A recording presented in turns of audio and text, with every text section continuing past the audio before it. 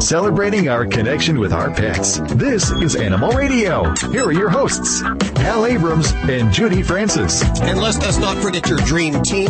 To my left, dog father Joey Volani. To my right, dog trainer Alan Cable. Straight in center, Dr. Debbie, our veterinarian. And of course, on Skype, we have animal communicator Joy Turner, bridging that gap. Who do you want to talk to? Give us a call right now, 1-866-405-8405. Stacy, what do you got going on today? Well, it's spring, and I know everybody likes to get pets in the spring. Dogs, rabbits, Sure. bunnies, and chickens. But you know what? If you're thinking of getting a little chick, you better think twice, because you have to have more than one. If you don't have more than one, they can die of loneliness. They get very depressed by themselves. Wow. And that's a lot of chirping if you have more than one.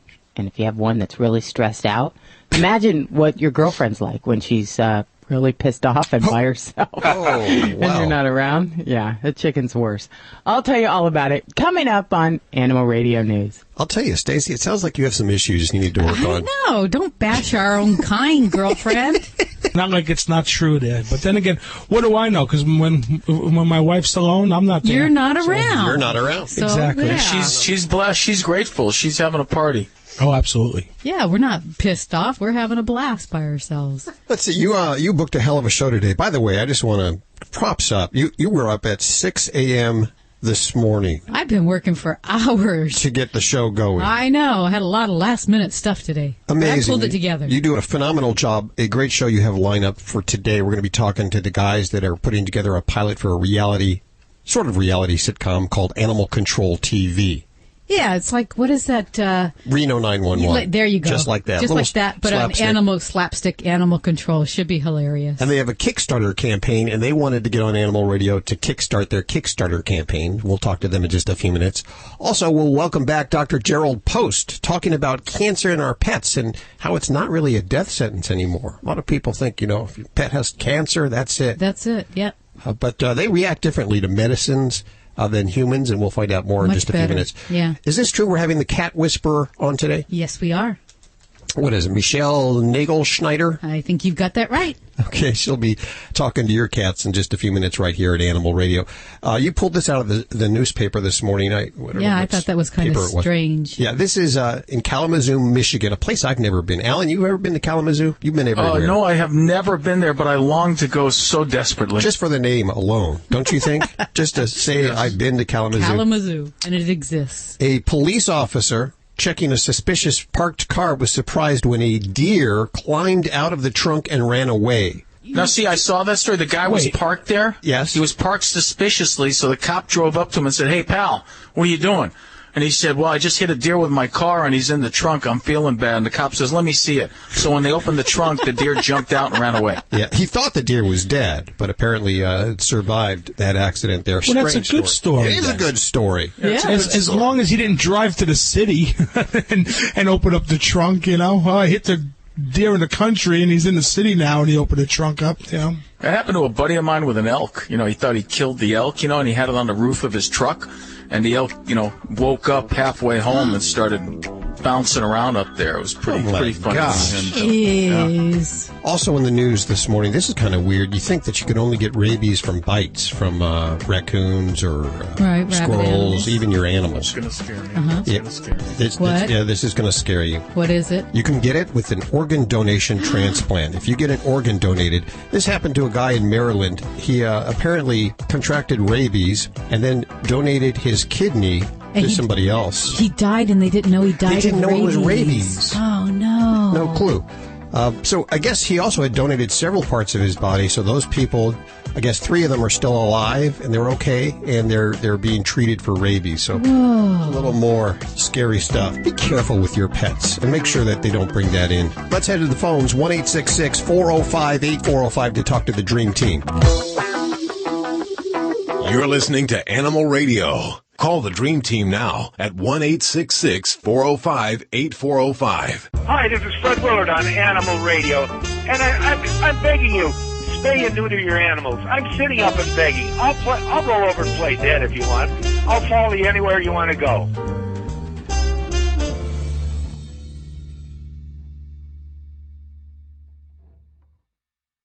celebrating our connection with our pets. This is Animal Radio. Here are your hosts, Hal Abrams and Judy Francis. Hello, my friend.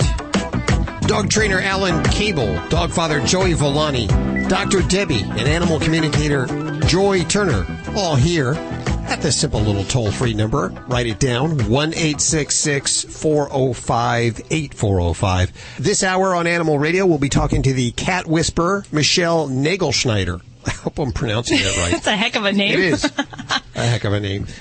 She'll be telling us how to whisper to our cats. Also, this hour we'll talk to the folks from Animal Control TV. This is a brand new sitcom. At least they're going to try. They're trying. It's a Kickstarter campaign. Pilot. Yeah. Yes.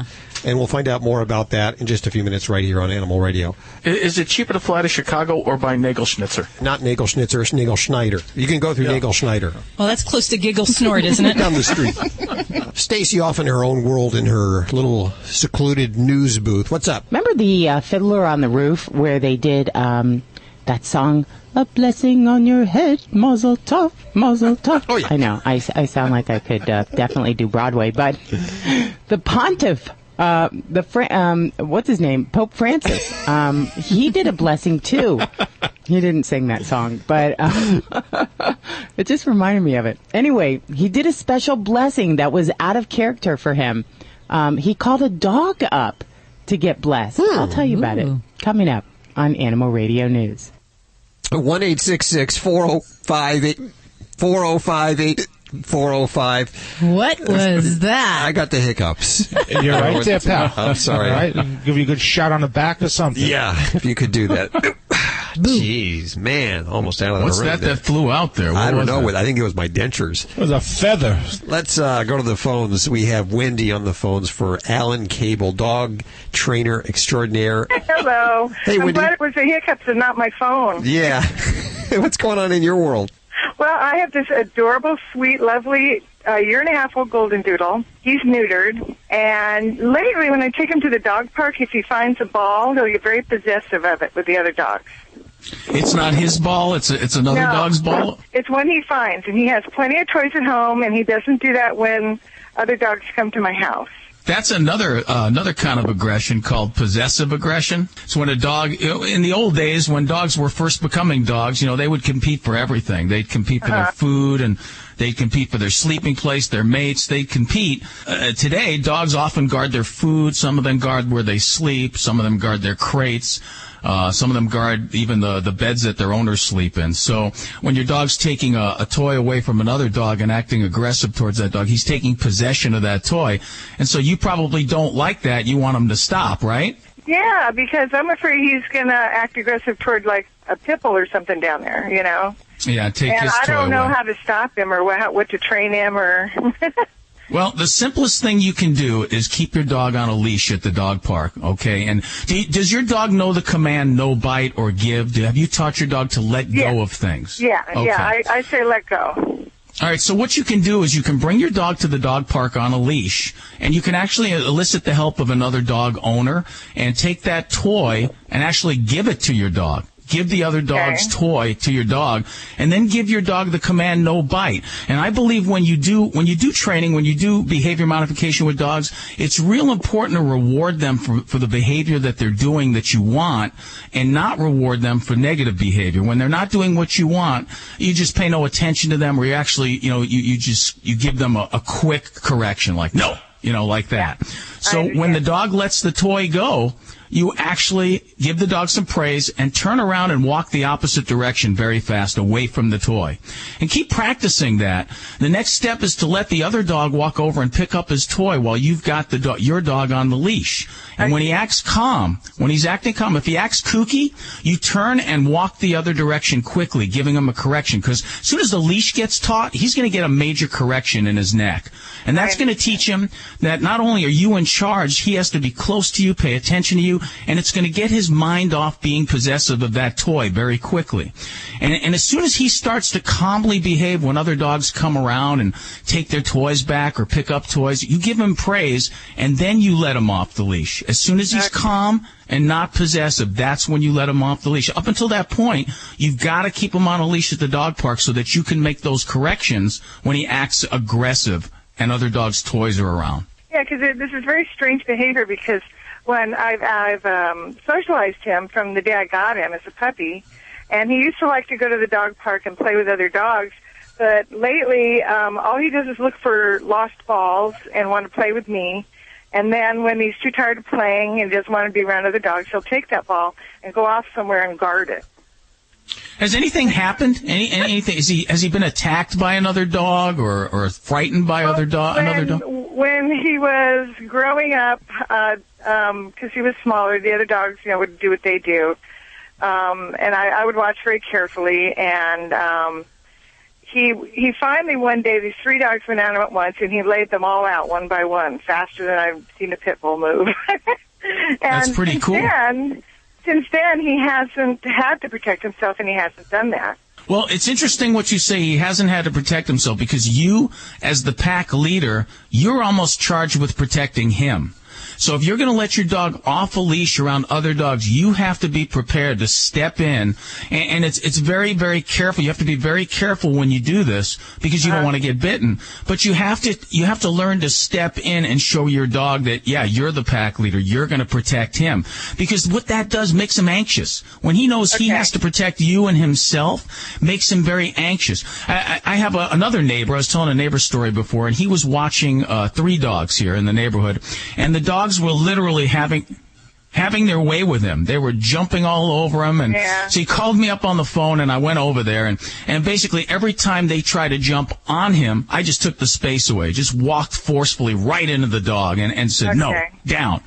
It's kind of like you have to be in charge. You have to walk in front of your dog. Don't let your dog walk in front of you on a leash, at your side or behind you. Don't let your dog enter the house before you. And when you bring your dog around other dogs, watch the body language of the other dogs. If you see any sign of aggression, put yourself between your dog and those dogs. Not when they're biting and attacking, but take the space away from the other dog. Take that space. Be the pack leader. So he thinks that he's protecting me instead of the other way around. Absolutely. He is your pack leader. He's in charge.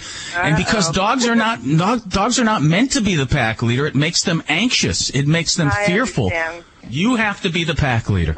Okay, well, I will go home and take care of that, and thank you for having such a wonderful show. I can call. Thanks, Wendy. We appreciate your call. Thank you. Isn't it great that we have a show that we can call? No, wait a minute. Now, what happens when somebody's breaking into my house and I want the dog to not look at me and say, what are you going to do? That's, Joey, that's an interesting preponderance. And I will tell you right now that even if if you had like 4 dogs and 2 adults, the lowest dog on the totem pole in the pack order will step up and defend the pack when necessary. It's just like here at the studio. Gotcha. Yes. If somebody breaks in, we'll use Hal as a shield. We're in rare form today. On the show today, we're going to be talking to a producer of a brand new television show, or what they hope to be a brand new television show. The pilot's done and everything. They have a campaign. It's called Animal Control, and it's a reality show about animal control. I believe it has a sitcom feeling. They're mocking it. A mockumentary is what they call it? Mockumentary, yes. That'll be on the way right here on Animal Radio. Also, this hour, the Cat Whisperer. I was unaware there was a cat. Alan, did you know there was a cat whisperer? No, but I knew there were Gator Boys. Have you seen the Gator Boys? I love the Gator Boys. I don't know the Gator Boys. They're 2 insane guys who have a very short lifespan, who go out and capture alligators. This is Animal Radio. Help prevent pests on your pet with monthly topical flea or tick treatments. Advantage 2 for cats or dogs kills through contact, so fleas don't have to bite to die. Canine Advantix 2, which is for dogs only, repels and kills ticks, fleas, and mosquitoes, repels biting flies, and kills lice. Advantage 2 and Canine Advantix 2 kill all flea life stages, including eggs and larvae. Advantage 2 and Canine Advantix 2 are recommended by veterinarians and are available at animal hospitals and pet specialty retailers. Hi, I'm Dick Van Patten. And I'm Jimmy Van Patten. And we're here to talk to you about our new line of Alpha grain-free dog and cat formulas. And we've been the leaders in grain-free nutrition with our LID formulas before grain-free became a trend. Our new grain-free Alpha formulas combine multiple high-quality proteins at balanced levels with unique fruits and vegetables for vitamins and antioxidants. For more information on Alpha and all of my dog and cat food formulas, visit naturalbalanceinc.com. Fido Friendly is the travel and lifestyle magazine for you and your dog. Each issue includes hotel and destination reviews, along with health and wellness topics, dog training tips, and the latest fashion trends. Pick up a copy at Barnes & Noble, Hastings, or go online to FidoFriendly.com and subscribe today. Fido Friendly is the only magazine dedicated to the travel and lifestyle of man's best friend, and the one magazine your dog will thank you for. Mom, I had the best dream. Well, good morning to you, too. Okay, so I was a knight. I had a sword, and our house was a castle. There was this angry dragon. It was kind of scary. Oh, yeah? But I protected the castle. Oh, that's my brave little man. I'm glad our castle is safe. Your home is your castle, and sometimes you need help defending it. The National Association of Realtors supports maintaining homeowner tax incentives because they make home ownership more affordable for more families. Learn more at houselogic.com.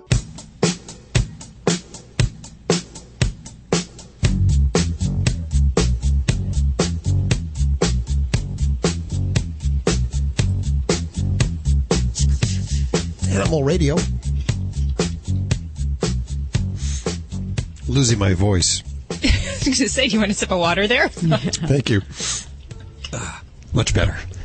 Listen up in just a few minutes. Oh, we're going to do this now? Okay, great. Let's give away a scoop-free litter. We've been talking about the scoop-free litters and the Cat Whisperer. In fact, we're going to have her on next hour. She'll tell you that you got to have these litters one more than you have a cat. So if you have 5 cats, you want 6 litters. And don't put them next to each other. Place them all around the house. If you have different levels, make sure they're on all levels. The beautiful thing about the scoop-free litter is it's always clean. And when you walk into the bathroom, you want a clean bathroom. At least I do. Yeah. Well, that's the way it is with the scoop-free litter. You change the cartridge. You do it about every month. About once a month. Once yes. a month? Yes. And you don't even need to touch it. You just dump that cartridge right into the trash. Right, and I don't scoop it every day either. You don't have to scoop at all. You just put it for that month and leave it alone. I mean, really, leave it alone. There's no scooping every day. I gotta love that. It comes with a hood. So if your cat is one of those cats that likes privacy, it has the hood. But the hood is removable. Yes. So if they don't like the hood, cats are finicky with that. Yeah, some you like can go it, either some way. don't.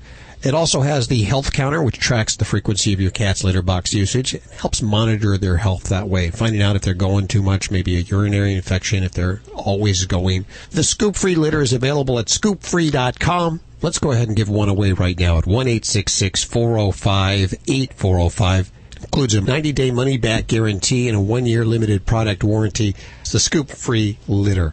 And we head to Grant. Hey, Grant, how are you doing? Hey, I'm okay. I'm sorry it's noisy in here, but I've got to be somewhere. I'm at work. It's noisy in here, too. We got a bagel stuck in the air conditioner. So, what's going on with you? A bagel? What is a bagel? Is that the same as an unsugared donut? Yeah, exactly, like an unsugared donut, but we don't know how it got up there. Actually, we do, but that's another story. Yeah, Let's deal with your issue. They wanted the donut instead, so they got mad and threw it. Yeah, I would, too. Okay. Hey, I've got a 7.5-year-old pit shepherd mix. And he's around 100 pounds. And when he was 2, he had an adnexal hemargoma in his lower right leg, below the elbow. It took 2 surgeries to remove it. And then a lipoma appeared at some point after that, and it's really ballooned into a massive area in his shoulder right above where that was. And it's mixed in with the shoulder muscle and the tricep muscle, and he's had surgery 3 different times over it. Okay. And now I'm told that there's nothing else that we can do. We're doing quality of life. And I don't take that answer very well. Is there anything else that can be done? You know, they don't even want to take the leg off because they're not sure that it would solve the problem. If it was a human being would not be walking around with a Nerf football stuck in their shoulder. No, absolutely do not. About that? Well, I mean, the first question I have for you is I want to make sure, did this tumor at some point get biopsied and sent out? Or pieces get sent out? It did, okay. So, and it's been aspirated about once a year ever since it first appeared. Okay, because the first thing when I hear about definitely fatty tumors or lipomas, they definitely have a high reoccurrence rate because they're fat cells, and it's impossible to remove all the fat cells. But if I do hear that a lipoma grows back very fast, there is a possibility of a lipoma making a malignant change to a liposarcoma. It's not terribly common, but we do know that less than 1% of these type of tumors can be malignant. So if it's been a long time since that's been revisited, getting a piece of it would certainly be a wise thing to make sure. Now, with all that being said, you've had several procedures done. With some of these fatty tumors, they can be just immense, and if they're in between the planes of tissues, like between the different muscle layers, it is hard to remove that because we know there's going to be microscopic fat cells still in the area that will potentially grow again. So, there may be some steps that can be done. You're kind of getting into more of the theme of things where we'd be looking at radiation therapy. So that may be a possibility. That may be limited by your location and the availability of that kind of, technology in the area, but it is a valid thing with all sorts of different types of cancers in dogs. And especially when we're looking at something that is maybe not so easily resectable, that may be an avenue to look at with that. That's never even been discussed with me by the 3 different vets that have looked at it. They're just like, well, there's nothing else that can be done. And one was a board-certified surgeon that it cost me 3 house payments to be unsuccessful in the last surgery a year ago this month. And of course, that was biopsied and stuff, too. And I'm just at my wit's end because he's a really good dog. He's active. He swims in our swimming pool. He runs by himself on a treadmill. But now he's got a limp, and I'm just beside myself. And I don't accept there's nothing that can be done very well. I'm not very good at that. Does that make sense? Absolutely, and I like the idea that, you did call in a surgeon, a specialist for that, because, that sometimes, even us regular veterinarians out in practice, will admit when sometimes, normal traditional surgery doesn't work. We're gonna call upon those specialists to do their best to control the disease with aggressive surgery. And if that didn't happen, it sounds like your vets have done a lot already to guide you in the right direction. So the next step would really be consulting with a board-certified veterinary oncologist. And that's something that you can certainly kind of Google that to see what area you're in. A lot of times if you're near in a state where there's a vet school, you're going to find oodles of specialists there, and they'll definitely have their handful of veterinary oncologists. But most metropolitan areas do have those. And here in the Las Vegas area, we have at least 2 to 3 at any time. So that might be an avenue to set up that consult, see if something like radiation therapy is a possibility or not. And then, they might even have some newer things that are out there, sometimes on the cusp of research. Those are the folks that you want to talk to.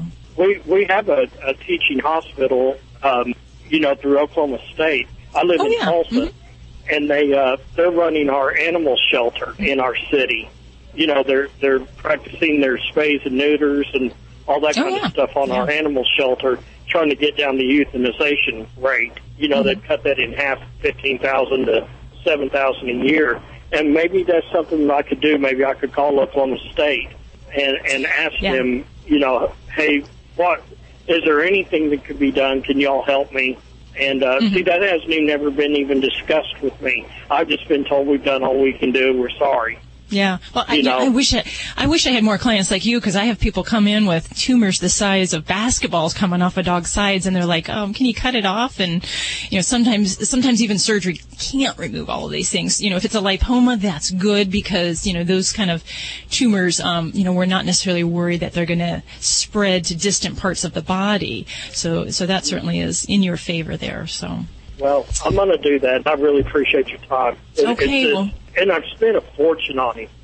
I'm just a working guy. I think you can hear my truck running down the road. And I've spent $4,000 on him. Oh, wow. And that's a lot of money for somebody like me. And I don't finance anything. I don't even finance a roof on my house, I try to save the money and do what I can do when I can do it. So that's a lot of money.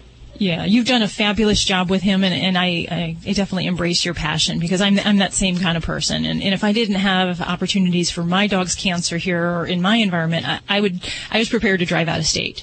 Sometimes you have to take it to that next step and travel. So definitely, I'd encourage you to give them a call at that vet hospital. Well, and I have the ability to do that on my job. I can take him with me. You know, Good. I could take him with me and drop him off somewhere and even come back to get him. Yeah. Because we go to the same places all the time, if that makes sense.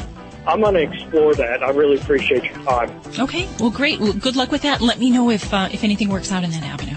Okay, thank you. Thanks for your call there, Grant. We appreciate it. 1-866-405-8405. By the way, Dr. Debbie is a veterinarian in Las Vegas. She practices in Las Vegas. I don't know why you just don't do it for real now, but she practices and she does it. But if you are a trucker, you're traveling across the country and you're looking for a good vet or need a vet, of course, Las Vegas is a big hub for a lot of you trucker guys. 1-866-405-8405. Give me a call. I'll hook you up with all the information, how to get in touch with her, as well as her email, which is over at the website, and her address of the clinic, the Lone Mountain Clinic over there in Las Vegas. Dogs or cats, horse or emu, animals are people too. A California woman who allegedly instructed her 2 daughters to steal a neighbor's dog was arrested on charges of contributing to the delinquency of a minor and grand theft. A witness to the dog napping told police he saw 2 young girls jump out of an SUV and snatch the small dog, while a woman inside the car was shouting at them to hurry up. A week later, the girls aged 7 and 9 were observed reacting strangely to a sign the dog owners posted offering a reward. They were sent to the principal's office, where they confessed the stealing Guppy, a small Chihuahua Pekingese mix. Their mother, who was released on $20,000 bail, told police she took the dog to protect it from another dog in the neighborhood. I'm Britt Savage for Animal Radio. Animals are people too. Animal Radio. If you missed any part of today's show, visit us at animalradio.com or download the Animal Radio app for iPhone and Android. Mom, I had the best dream. Well, good morning to you, too. Okay, so I was a knight. I had a sword, and our house was a castle. There was this angry dragon. It was kind of scary. Oh, yeah? But I protected the castle. Oh, that's my brave little man. I'm glad our castle is safe. Your home is your castle, and sometimes you need help defending it. The National Association of Realtors supports maintaining homeowner tax incentives because they make home ownership more affordable for more families. Learn more at houselogic.com. What dog food is specifically designed to reduce the risk of cancer, settle digestive upsets, reduce scratching and shedding? Canine Caviar. What dog food reduces red tear stains and hot spots? Canine Caviar. What dog food has probiotics that reduce the chance of soft stools and have a higher calorie count for better nutrient absorption? Canine Caviar. So what are you feeding your dog? If you didn't answer Canine Caviar, visit caninecaviar.com today and get your pet started on a longer, healthier life. And now the top 5 reasons to get Genie from DirecTV, the most advanced HD DVR ever. Number 5, Genie recommends new shows based on what you already watch. Number 4, Genie eliminates inconvenient boxes in every room. Number 3, Genie has 3 times more HD recording capacity than cable. Number 2, Genie records 5 shows at once. And the number 1 reason, Genie serves your entire home with 1 HD DVR for a full HD DVR experience on every TV.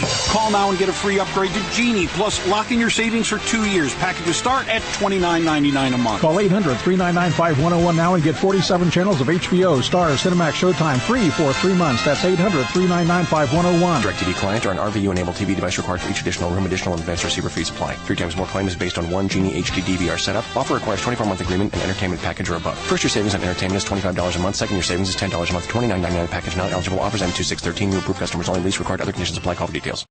This is an Animal Radio News Update brought to you by the Scoop-Free Self-Cleaning Litter Box. Never see, touch, or smell messy waste again. I'm Stacy Cohen for Animal Radio. Well, spring may inspire you to welcome baby chicks into your flock, but you know what? You should probably nix that idea if you're not prepared to care for them long after spring is over. You have to understand these animals do live longer than a couple of years, said Lacey Campbell. She's the operations manager at the Audubon Society of Portland's Wildlife Care Center. She said you really have to plan accordingly because chicks are live animals, they're not disposable toys, and they require very specialized care. I know, it's the season, it's spring, Easter type of environment, and everybody thinks, oh, they're so cute, but chicks are pretty social, so you have to get at least 2 or 3 of them, not just one. And if they're by themselves, they can be very lonely and noisy, and they can die of loneliness or stress if they don't have another chick with them. And you also have to keep them in a brooder, which will stimulate the warmth and protection of a mother, so you have to buy one of those. And at night, you have to have a secure coop for them because predators, especially if you're in the city, the raccoon, poultry's number one enemy. They can smell chicken from a mile away, and not the fried kind. So you have to be careful. Also, chickens carry salmonella for kids, and if you don't wash your hands, it could be a big pain in the neck. You get diarrhea and all that. Start puking. Overall, owning chickens could be a rewarding experience, like all the fresh eggs you'll get, but only if you're really responsible about it, so you might want to think twice. A yellow Labrador, I don't know if you heard about this, when the Pope was doing his blessings, Pope Francis, he blessed a Labrador Retriever before he blessed anything else. I guess he called him on stage. There were some journalists that were sitting down, and this one journalist had his dog with him, so he called him up on stage, and the Pope got his little white dress sniffed and his black shoes, and then the pontiff did a blessing for the dog. The guy who owned him also asked that his wife get blessed. Threw in his wife there too, but it was an unusual experience because it wasn't something that was prearranged. There's some bills that are being shopped in 6 states by the American Legislative Exchange Council that would make it a crime to film animal abuse at factory farms or lie on job applications in hopes of shutting down animal rights activists who infiltrate slaughterhouses to expose those horrible conditions. The meat industry's response to these exposes has not been to try to prevent these abuses from taking place, but rather it's really been to prevent Americans from finding out about those abuses in the first place, according to Paul Shapiro. He's a spokesman for the Humane Society of the U.S. And what they're doing is trying to pass laws throughout the county that don't just shoot the messenger, they seek to imprison the messenger. I'm Stacey Cohen. Get more animal breaking news at animalradio.com. This has been an Animal Radio News Update brought to you by the Scoop Free Self-Cleaning Litter Box. Just replace a disposable litter tray once every few weeks and never handle messy waste again. Learn more at scoopfree.com. Do you enjoy cleaning your cat's litter box? I didn't think so. Scoop Free is the litter box that cleans itself, so you don't have to. Scoop Free automatically rakes waste away, but unlike other systems, you can leave Scoop Free alone for weeks at a time without handling waste or refilling litter. All you do is replace a disposable litter tray, and you'll never see, smell, or touch messy waste again. Learn more about the #1 rated automatic litter box at scoopfree.com. What dog food is specifically designed to reduce the risk of cancer, settle digestive upsets, reduce scratching and shedding? Canine Caviar. What dog food reduces red tear stains and hot spots? Canine Caviar. What dog food has probiotics that reduce the chance of soft stools and have a higher calorie count for better nutrient absorption? Canine Caviar. So what are you feeding your dog? If you didn't answer Canine Caviar, visit caninecaviar.com today and get your pet started on a longer, healthier life. After I turned 40, my body started changing. I didn't feel as attractive as I used to. I started experiencing hot flashes, but the weight gain, that was the worst, especially the belly fat. I started taking Amberen and I finally lost the weight. It was so easy. I feel as beautiful today at 50 as I did when I was 30. Thank goodness for Amberen. It rebalances your hormones naturally, which relieves the symptoms of hormonal imbalance in menopause, like weight gain, hot flashes, fatigue, low libido, and more. Amberen is the advanced all-natural formula, clinically shown to cause weight loss in women over 40, with no big change in lifestyle required. Amberen definitely made me feel energetic and sexy again.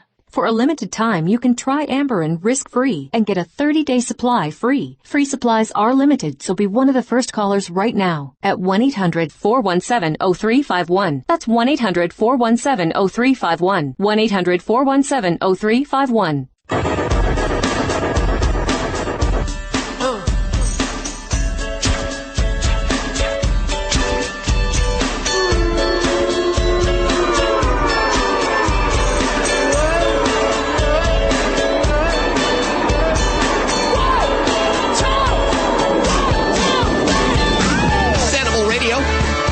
Our connection with your pets. 1-866-405-8405. That is toll free to the Dream Team. Dr. Debbie answering your vet medical questions. Dog trainer Alan Cable, dog father Joey Villani, and animal communicator Joy Turner. All here for you and to answer your questions. Take a quick break right now. I wanted to talk about this new TV show. These guys have been sending us carpet blasts. They wanted us to find out about their Kickstarter campaign for a program called Animal Control TV, which is sort of like Reno 911. It's a reality show, but it's scripted. Yeah. It's more ha-ha. Not just ha, but ha-ha. There's a lot of a lot of ha's in there. How is that? What the heck? How is that? And you got to be Jewish to get that H out, huh? Like that. Yeah, I can't do that. You can do it, Joey. You just have to have a chicken wing stuck in your throat. Send your complaints to Alan at animalradio.com. We're welcoming the producer of this program, Joyce Fitzpatrick, to the show. Hi, Joyce. How are you doing? Hi. How is everybody? Oh, we're splendid, and we're very excited about this program that you're putting together. Sort of like Reno 911, I assume. Absolutely, yeah. Well, tell us about it. Well, Animal Control is the brainchild of myself and Brian Shackelford. He's the director and co-creator. And, Brian, can you say hi? Hi, how's everybody doing? Thank you, guys. Hi, Brian. Brian is very well trained. Yes, he is. Exactly, just like Animal Control. But the show is hilarious. It's about a producer that, and I'm sure you guys are so aware of all of these crazy reality shows that you see. The Kardashians, everybody. Yeah. And Brian has had the luxury of working behind the scenes and knowing how these shows are put together. So he came to me and said, let's try to do something. And I said, well, I love animals. And, he goes, that sounds great. And we just decided let's try to make fun of that. So, and poke fun at it. And I, had such a in-depth, knowledge of it. And, dealing with officers and animal shelters, we thought this would be hilarious because you will not believe all the crazy things that actually go on in real life at some of these places. I want to hear them. Well, I'll tell you one time, and of course I was sort of like in training, and I actually had to go on a call, and when I got to the person's house, you will not believe whose house it was. It was President Clinton's brother. And it was hilarious. I was so busy doing my job that I didn't even realize that it was him. And then he said, "You don't know who I am, do you?" And I'm like, wait a minute. And I looked at his name. I'm like, OMG. Oh, my God. But, those are some of the crazy things that have gone on. And so what was going on there with his animal, his pet? Well, it was sort of like a licensing kind of thing. And, you have to be licensed. And I guess maybe somebody ratted him out and he wasn't licensed. So the president's brother didn't have a license for his dog. I know. Go figure. He couldn't make a phone call, huh? Hey, brother, listen, straighten this out here, huh, please? He couldn't make any calls, and I was like, oh, my God. What's interesting about this, Kickstarter is all a part of how you got this thing started, and this is kind of new to me. I'm just learning about the whole Kickstarter dealy thingamabobber. Tell us how much money you were able to raise so far. Well, we're sort of like at the beginning of our campaign. And we wanted to, it really takes a lot for a television show. People don't realize, and we're kind of just scratching the surface. I mean, Brian and I are actually, we funded the first pilot, a lot of it ourselves. We had a little bit of some other investors involved, but it takes quite a bit of money. But we're trying to, luckily because we can wear so many hats that we can save money in a lot of ways. So right now, our campaign is like at $30,000. Oh, wow. And We're doing okay with it. We still have quite a bit of ways. Well, now, how much do you need to raise? Well, quite a bit right now. Probably another, I don't know, 25,000 maybe. We're really. And then when you get the money, what is the money for exactly? What do you need the money for? The money will be for. We plan on doing 6 more episodes. And the interesting thing that we do with the show is we break the third wall because we actually show the making of a reality show, all of the scripted antics that go on that people don't know about. Because a lot of reality, like this to this day, I'd say about 75 to 80% of all reality, it's all scripted to look like it's naturally happening. Uh-huh. So what we're doing is breaking that wall a lot and showing all the antics that really go on. It's like a sitcom of a reality show. Yeah, exactly. That's exactly what I'd watch it. Well, packaged in a reality show. Don't you have That's interesting. You have a little trailer, don't you? Yes, we do. Mm-hmm. Yes, we do. And we'll link to that from animalradio.com if that's okay. Can we do that? Oh, absolutely. Yeah. Are there any networks interested? Has anybody shown any interest in this? Well, yes, we got a few calls, probably from Warner Brothers. There's a possible interest. We just got that call not too long ago. They saw our Kickstarter campaign, and we're meeting with them, with one of the representatives who just sold the show, so they're really interested. And we want to pitch it to Adult Swim and Comedy Central and, any network that is really focusing on the mock TV right now, the mock reality shows. And I used to work for E! Entertainment, so they're doing the mock reality stuff too, so I'm trying to get it to them. Oh. So I'm learning a lot here. I'm learning so much from you guys now about how to pitch Don't my worry, new there's show. not any X-rated. There's only thing, we do have a very funny skit about cats. Uh-huh. And you might see a little bit of it in the trailer, but they actually do a raid on a spa, and the behind the scenes is they have cat, not really cat. It's called Kitty Raid. So that's all I'm going to say. And if you go and see it, it's like people just fell out when they saw it. We definitely pushed the line on our comedy. I mean, if we haven't offended everybody in the process, then we haven't done something right. Because I like that. Just like us. We're fun, so Animal Radio. Comedy. Yep. Yeah. We're an equal opportunity offender here at Animal Radio. Well, and what we wanted to let everyone know is that, regardless of our Kickstarter campaign, we are moving forward. So, we're hitting every avenue that we can. Have you tried Shark Tank yet? No, we haven't. I know that's kind of like a business type of, but you never know. This is a business. Never know. TV's a business. Joyce and Brian, we wish you the best of luck there. We got to run right now, but it's called Animal Control, and you could learn more. There's a website, right? Isn't there? I thought I saw it. Absolutely. AnimalControlTV.com. We also have, our Twitter site. That's at Animal Control TV. Okay. And then our Facebook is Animal Control TV as well. Everything is Animal Control TV. It's very easy to find. And the Kickstarter, you just go on Kickstarter and put in the search thing, Animal Control TV, and it pops right up. Beautiful. We'll put all that information over at animalradio.com, too. So if you're driving along, you want that information. Thank you. Hey, thanks for joining us today. Thank you guys. Thank you. Had a great time. Thanks. Good luck there. Take care. Oh my gosh, that they give me, they inspire me because, I've got my show that I'm trying to launch, Dancing with the Dogs, where we have celebrities dogs and we get them on there with the instructors, and we do the Dancing with the Stars, but it's Dancing with the Dogs. I think that's just a fabulous idea. Yes, thank you. Animal Radio is brought to you by... Help prevent pests on your pet with monthly topical flea or tick treatments. Advantage 2 for cats or dogs. Kills through contact, so fleas don't have to bite to die. Canine Advantix 2, which is for dogs only, repels and kills ticks, fleas, and mosquitoes. Repels biting flies and kills lice.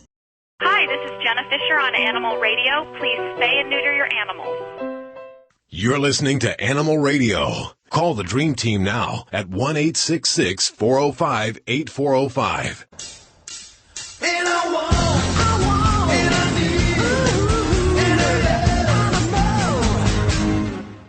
Hello, animal lovers. Vinnie Penn, the party animal, back with you on Animal Radio.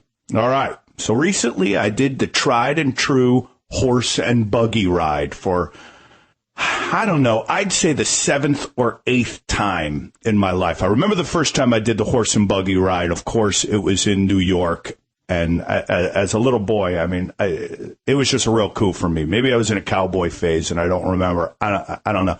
This animal was majestic. to me. And just hearing it clop, clop, clop down New York streets was really something else to me. I mean, I literally vividly remember this. Well, it has not been memorable since. Even times when I took horse and buggy rides through Central Park with really good-looking girls, all snuggled under a blanket with me. One of the worst was when a girl just went on a tirade about how convinced she was that this animal was being mistreated. She could not enjoy this ride because she was certain the rider, as pleasant as he was and as prepared as he was to regale us with tales of New York City, she was sure was beating this horse.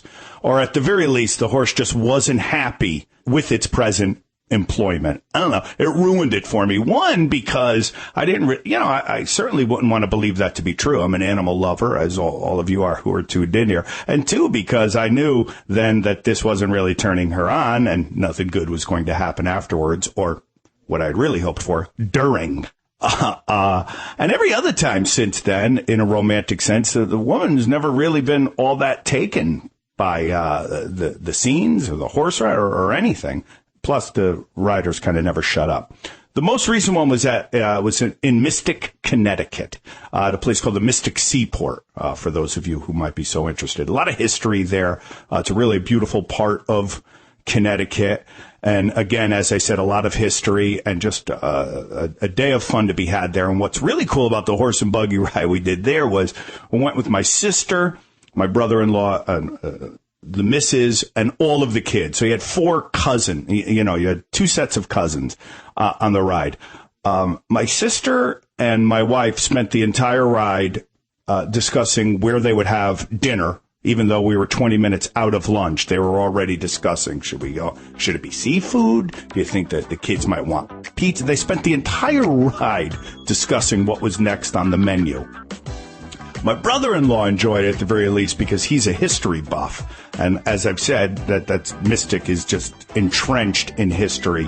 And so he was just taken by the woman who was giving us the tour at the little history lesson she was giving us. And little Joe was just this beautiful horse, and you knew he was being treated well. You know he's a part of the Mystic Seaport family, so I didn't have that hanging over my head. But when the most excitement it gleans from the children is them passing by one of little Joel's bowel movements from earlier in the day, you know that the horse and buggy ride is lost on today's youth. Vinny Penn, Animal Radio, party animal on Animal Radio, that is. You're listening to Animal Radio. Find us at animalradio.com. Log on, learn more.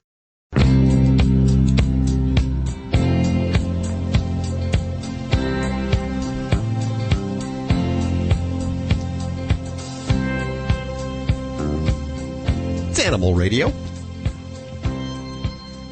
Write this number down. It is 1-866-405-8405. If you're new to Animal Radio, now it doesn't spell anything except Kaflugana, is I believe what it spells.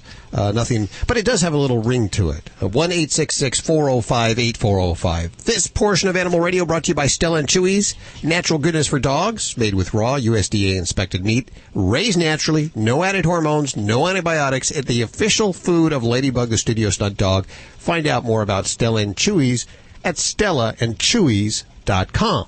And let's head on over to Lori. Hi, Lori. How are you? Hello. I have a situation where I acquired a cat from my brother-in-law who thought she was diabetic, but when I needed to take her to the vet, the 3 tests that were done on her, she was not diabetic. But I have 2 cats in the house that I've had for 10 years, and my male cat has been really going after her and attacking her. So he had his claws. He wound up giving her 2 puncture wounds in her back. Okay. That's why I needed to take her to the vet. And then I had the male cat's claws taken out. And they're still battling, but I don't know how to have them adjust to each other in a much kinder fashion.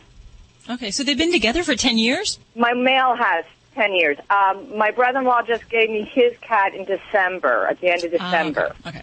Okay, because that would be very unusual if the cats have been together for 10 years and fighting now. No, So it's not this when is a that new happens. introduction. That's why I'm calling, because I don't want this going on. I gotta say, Lori, now just declawing a cat does not stop aggression.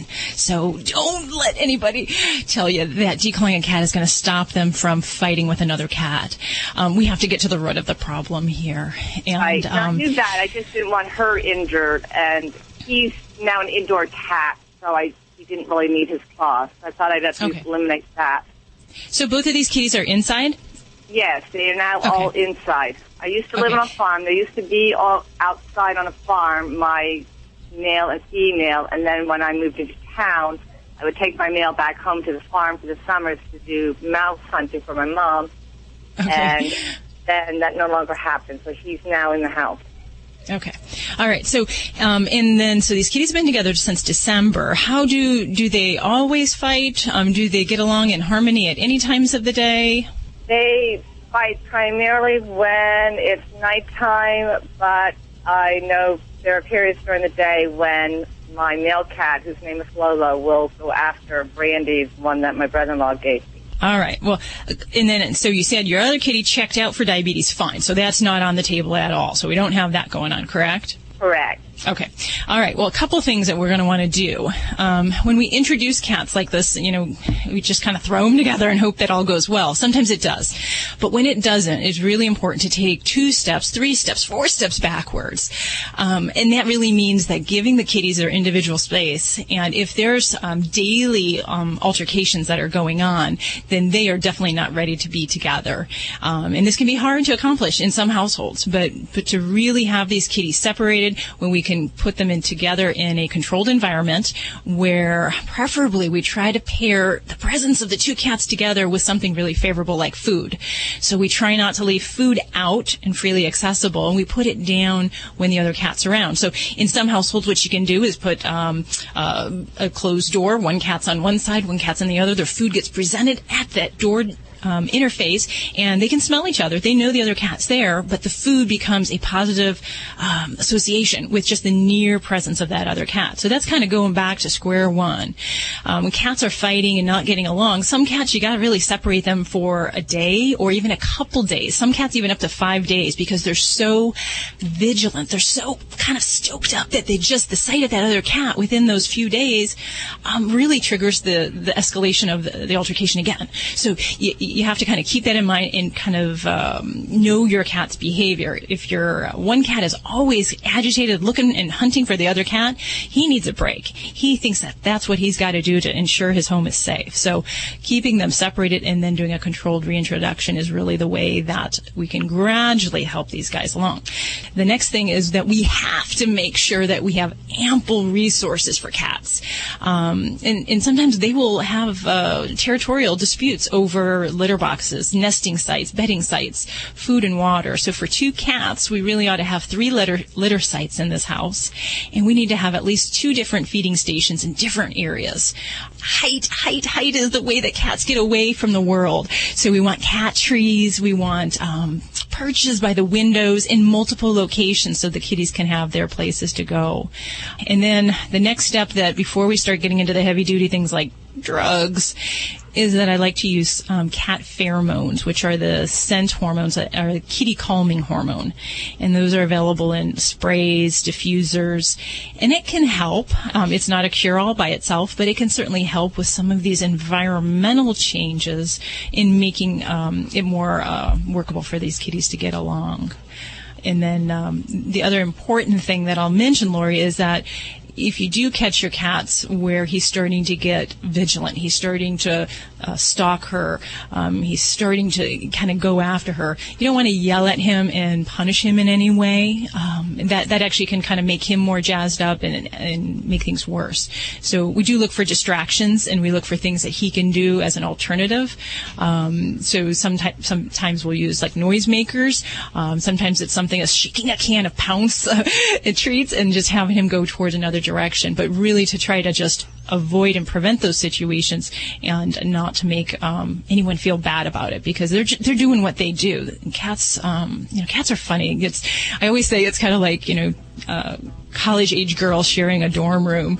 You can put them together, but they're not going to necessarily like each other or get along. You have to kind of give them their personal space in that way. I have something started, thank goodness, at the litter boxes, and I have water on all 3 levels of my house and food in the 2 different areas. Yeah, and that's all of these things. You know, it's not just one thing. So you really have to do some of these kind of broad changes through the home environment.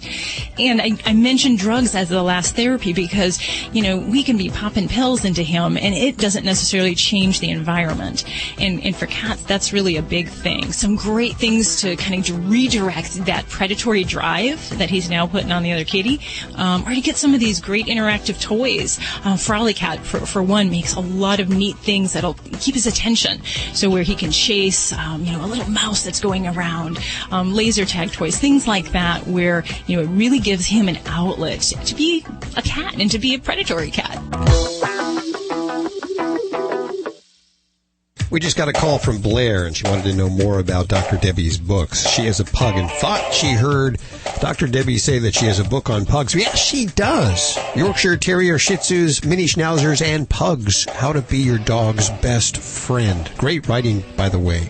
Well, thank you. You're a brilliant writer. You're funny. You know, you're just as funny writing as you are on the air. And I appreciate that so much, Hal. And, you know, with the puggies, there's so many things. We were talking prevention today, and there's so many things that I do touch upon in the book about things we can avoid and prevent with these guys. So it is something that I think everyone just needs to know what breed you got and what you got to watch for. You can get this at Amazon.com or hit the link over at AnimalRadio.com, and you can go right over and purchase the books. They're ebooks.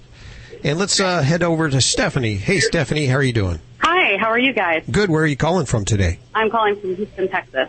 What's going on? I have an elderly cat. She's 19, and she has a very active thyroid, which she's taking medicine for, but she continues to lose weight.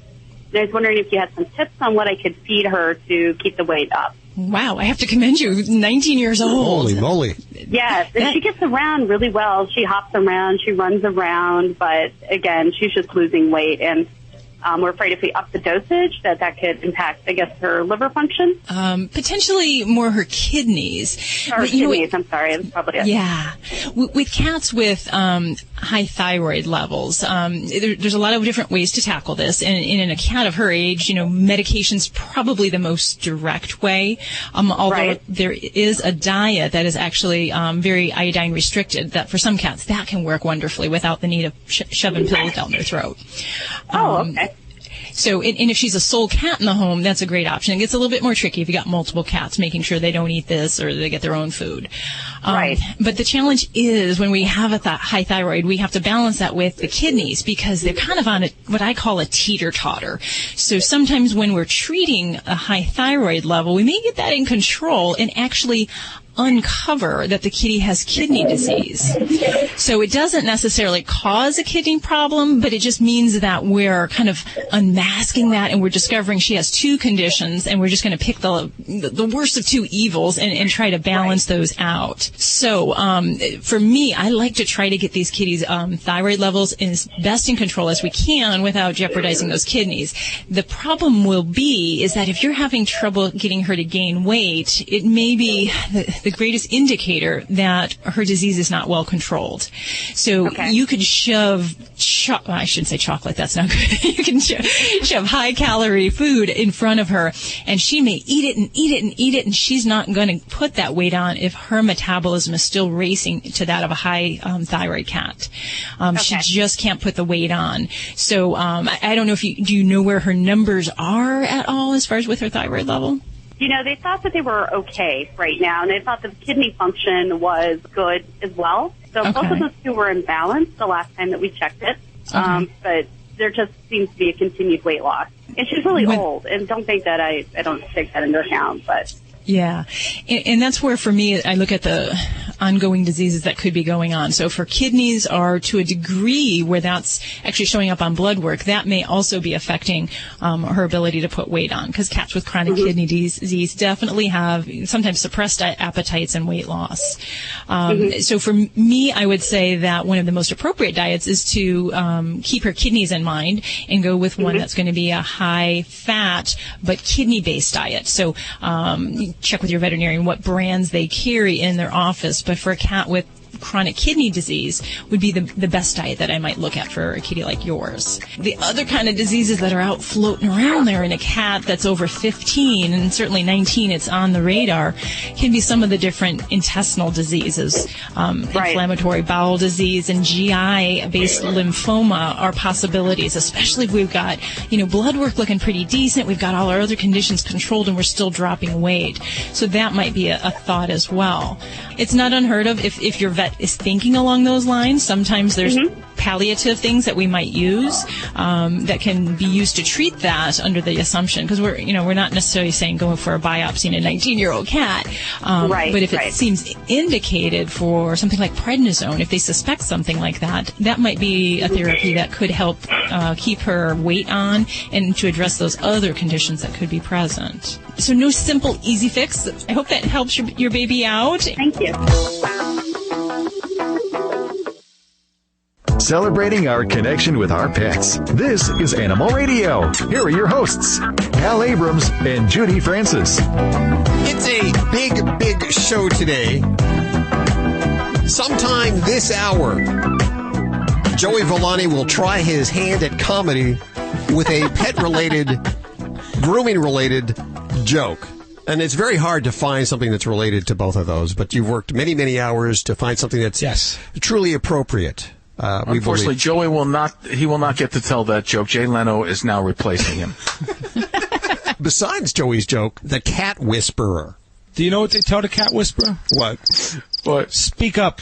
You can tell we're in rare form today. You might want to record this show. This might be one of those keepers. Well, it might be a blackmail show. Yeah, actually, once you record it, get rid of the tape immediately, okay? It'll self-destruct anyway. Hey, Stace, what are you working on? I don't know if you've ever swallowed anything whole before that you're not supposed to swallow. I did. Once I swallowed a penny when I was a kid, and I remember my mom turned me upside down, and my sisters, by my feet. They stuffed a bagel in me, and then they turned me upside down. I don't know why they gave me the bagel and then turned me upside down. But anyway, they tried to get the penny out. That didn't work. It had to come out other ways. But there's a dog that not only did one penny, 100 more, 110 more to be exact. I'll tell you all about this pooch and how he's doing coming up on Animal Radio News. There you go. Swallowing things whole is my hobby. Now, let me ask you guys this. If I were to swallow whole that guy, what's his name, Kobayashi, the guy who eats a lot, after he eats, let's say he breaks the world's record for eating pizza, and then I swallow him whole, do I then break the record? Yes, you automatically get the record after that. Yes. Beautiful, beautiful. I'll make a swallow you whole, Jolie. Hey, you would do that for me? I'm blushing over here. Let's see. Oh, that noise in the background, if you hear that. Let me tell you what that... We got a bagel stuck in the air conditioner. How did that happen? Yeah. I don't want to know. Little pre-show. I think it sounds like a hamster in a wheel. There you go. Yes, there you go. It's only just a bagel. Yeah, well, you know what? I can step on my desk and I might be able to tap it. Major difference. That's good, huh? Dr. Debbie dislodging the bagel from the air conditioner as she steps up on the equipment. I've got dust in my eyes. What are you going to do with the bagel? Are you going to eat that? Because if you're not going to eat that, I'll take the bagel now. If it was a donut, I would consider it, but I don't know about the bagel. Let's head to Stefan. Is it Stefan? Stefan. Hey, yes, it is. How are you doing today? Stefan. Great. What's going on? Oh, I just had a question. We've got a rescue dog, my wife and I. It's a lab and pit bull mix, is what the vet has told us. But it's got one of its toenails that's split all the way up, and I was wondering if you had a solution for that. That's weird. It just doesn't seem like it wants to heal. Yeah, is it bleeding? Is he looking at it? Yes, she is. Okay. Sorry. And it heals up for a little bit, and then she seems like she pulls it apart again. Is there some kind of a splint or something like that I could put on it or wrap something around it? Okay. Well, the challenge with split nails, and now I should ask, are any of her other nails abnormal or having any problems? No, just that one. Okay, because there's a couple things that we really would talk about when we have a damaged toenail. And if it's going what I call a longitudinal break, so the split goes up the length of the nail, and especially if it gets up as high as where the nail bed is, so where the skin and the nail meet, Those are the worst type of nail breakages to deal with because one of the main ways that we deal with a broken toenail is we cut the nail back to where the nail is healthy and stop the bleeding, and it kind of shuts off that whole pulp of the nail, if you will, and allows it to heal. If we can't do that and the nail is broken above the level of the nail bed, then in many cases this just kind of keeps festering. So there's a couple strategies. One is to try to have that trim back and have the pet on medical therapy, antibiotics, and bandaging, and to see how that grows out. Now, ironically, last week I had, I think, 3 dogs with broken toenails of this nature, and a couple of them we actually had to amputate the toe. One dog had a degree of osteomyelitis or bone infection that had occurred from the nail being damaged above the nail bed area. That can be determined by having an x-ray of the area and evaluating that. If that's present, really the best thing is to take that end of the digit off, because otherwise you put the whole foot and the whole toe in jeopardy there. So that may be one solution to stop things. For other pets, if that's not the case, then we can try trimming it back as it starts to grow out to try to get that kind of clean edge, if you will. And this is where kind of, looking at it, if you haven't had your baby to a vet, I would definitely say that would be the first step to see how that falls into the whole degrees of this. Some of these guys can do fine with medical care, but, you definitely need to make sure she's on an antibiotic and some pain medicine, because these things hurt like the bejeezers, and they'll definitely, you can't really make them not chew on it because it really hurts. And, so that's where sometimes the swiftest solution is to just cut the little tip of that nail off in a surgery and be done over with it, and she'll heal up in 10 days. Okay. We'll take her to our vet then. All right. Thank you very much. I appreciate it. All right. Thank you for the call. I appreciate Love your program. Listen to it every weekend. Oh, we appreciate that you're listening. Thank you so much for joining us today. Thank you. This is the first time that I've heard of this kind of thing happening. Is this a diet-related thing? Well, that's a great question, Hal.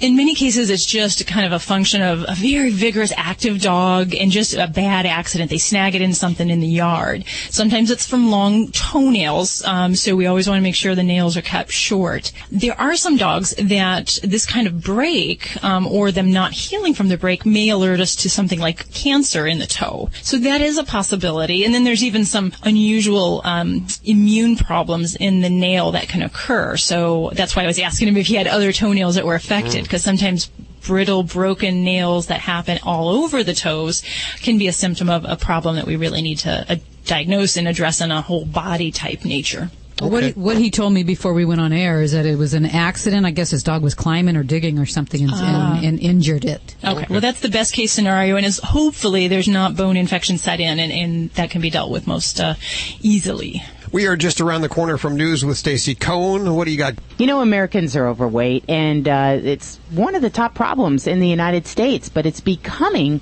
one of the top problems with dogs and cats. And you know what? They're getting the same diseases as adults. I'll tell you more about it coming up on Animal Radio News. Well, does anybody want to hear my pet-based joke I have? Definitely. Okay. Well, this lady wants a Mexican hairless for her birthday. So she's waiting.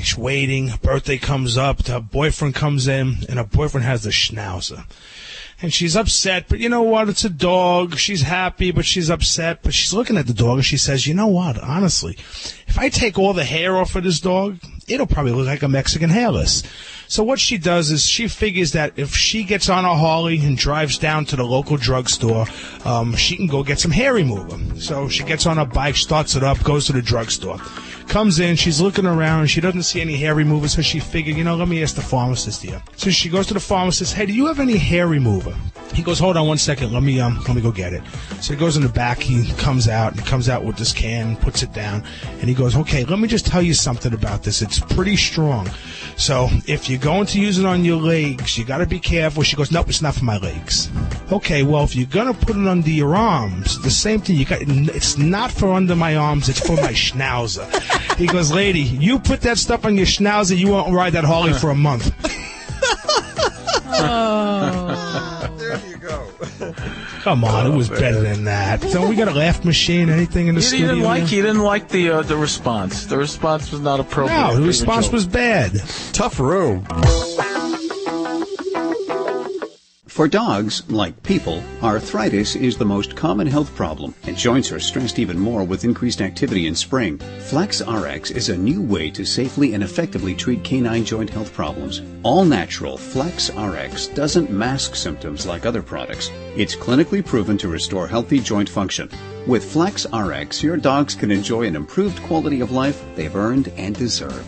FlexRx is available at pet shops, retailers, or visit ProLabsPets.com. We've talked about Stella and Chewy's family of freeze-dried and frozen dinners for dogs. Now we're pleased to share 2 new exotic dinner editions, Simply Venison and Absolutely Rabbit. Both are made with 90% single-source protein and enhanced with organic fruits and vegetables. Each are fortified with vitamins, minerals, and probiotics to be 100% complete and balanced. Stella and Chewy's, the official food of Ladybug, Animal Radio Studio Stunt Dog. Only the good stuff. For more information, go to StellaandChewy's.com. If you depend on prescription opioid painkillers or heroin to get through each day, you may ask yourself, how did I get here? Withdrawal and rehab seem like scary and difficult roads, but there is a different way. I know because I was just like you and I found it at TurnToHelpNow.com. At TurnToHelpNow.com, I learned about different ways to get help, including those in a private setting without the need for daily visits. Find your courage and go to TurnToHelpNow.com today. At TurboTax, we know your paycheck is more than a number. It's being there for my customers. It's lending a hand at any hour. And it's having my coworkers' backs day or night. You work hard to earn your money, and we're here to help you keep more of it. TurboTax has experts available to answer your questions by phone or live chat, so you get the answers you need and every penny you deserve. TurboTax, the power to keep what's yours. Try it free at TurboTax.com. Live tax help service is subject to availability, restrictions, and change without notice. See TurboTax.com for details.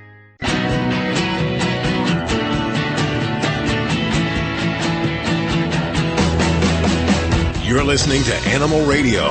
Call the Dream Team now at 1-866-405-8405. We're very happy to announce that we've removed the bagel. Oh, I don't want to say we've.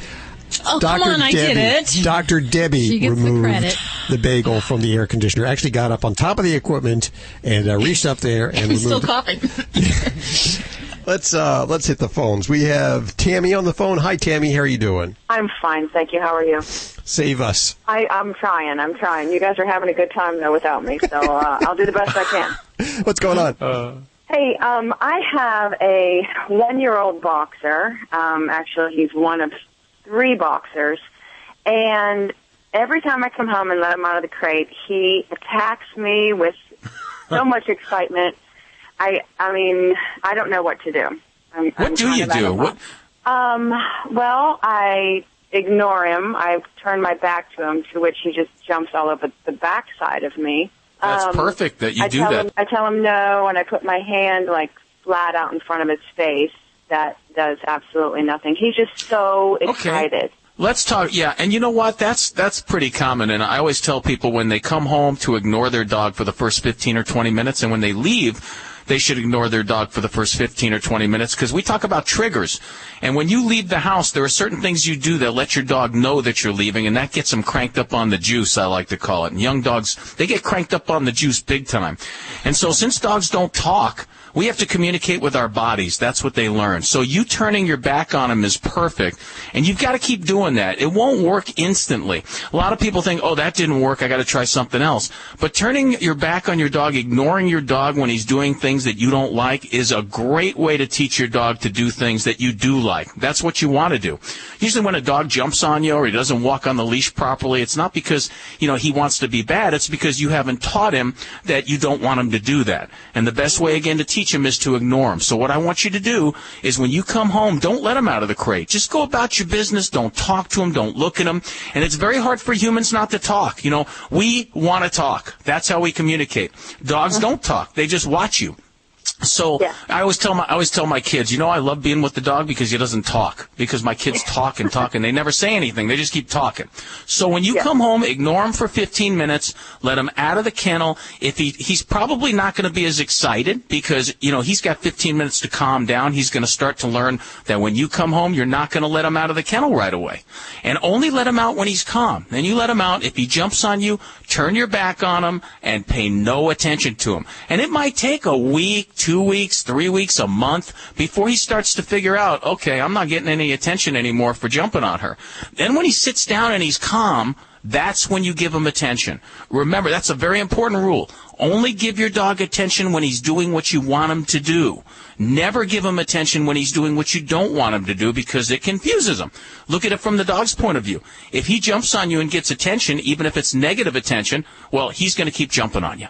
So you ignore them when they're doing what you don't like, but you've got to do it for a period of time, a long period of time, and you've got to have patience and stick with it. All right, I will definitely do that because he's killing me, and I just have a 12-week-old puppy. He's kind of teaching him the same. Oh, of course. They feed off of, they feed off. So you being calm, remember, ignore them when you come home, ignore them when you leave the house. That's key. That's a very important thing.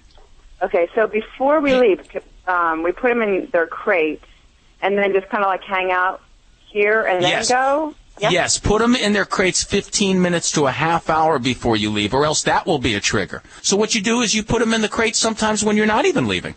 What you do is you trick them. You change the pattern. So maybe once every other day you just stick them in the crate for no reason at all. Go into the next room, whatever it is. But when you leave the house, put them in the crate 15 minutes to a half hour before you go. It will give them a lot of time to mellow out. Don't say goodbye. It's going to be very hard. You're going to forget. You're going to go, oh, see you later, boy. Don't say anything. Just leave. Don't say anything. Okay. You can do All it. Right. I can do it. I can do it. Thank you so much. Alan, what if the dog is doing something destructive? Well, when a dog's doing something destructive, you got to make a major correction right then and there so that he connects the dots. So, let's say your dog starts chewing your furniture, right? You immediately give him a correction. You immediately go over there and you if he's got a leash handle on, you flick your wrist, give him a correction, or you just go, no! And you just tap him on the neck with your fingers. And then you stick a toy in his face that he's allowed to chew. It's all about teaching them what you want, setting them up for success, and rewarding them when they're doing exactly what it is you want. That's how my wife trained me. Well, when you think about it, dogs and men are a lot alike because men don't hear what women say. Mm-hmm. They just notice the body language. Like, oh, honey, you're mad? Yeah, because the woman turns her back on him and walks away, and then he's like, oh, something's wrong here. Something's wrong. Amanda, hey, Amanda, how are you doing? Well, hello. Where are you calling from today, cheery little gal?